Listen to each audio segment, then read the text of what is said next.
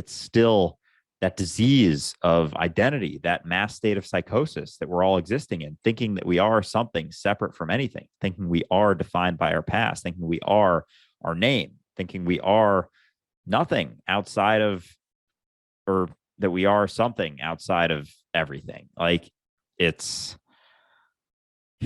it's still within that realm. And in order to get past that, you have to let go of even the idea that everything is love and everything is light.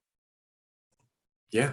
And it's a hell of a leap, right? Especially considering we're talking about, again, changing our mindset entirely, right? Like, so in season 2, we had Ariel join us for, I believe it was a roundtable, or she was a standalone guest. Ariel Here and Now on TikTok.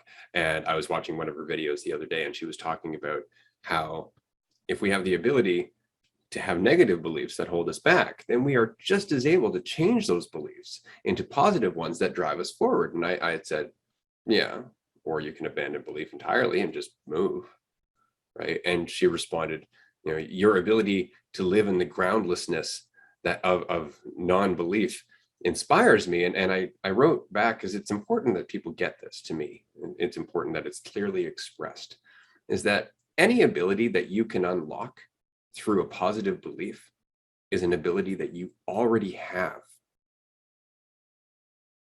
Leap. Then you'll know.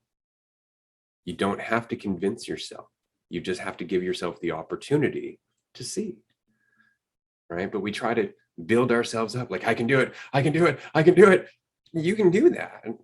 Right? But then there's the fear that maybe I can't. Maybe I can't. What if somebody says, no, you can't. I disagree with you. And then there's all of this ruckus, this clamor, when you could just step forward and find out one step at a time what you're capable of.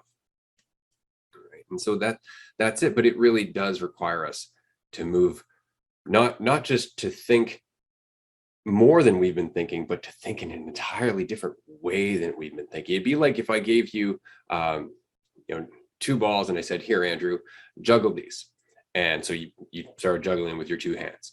And then I said, okay, now take one of your hands and put it behind your back.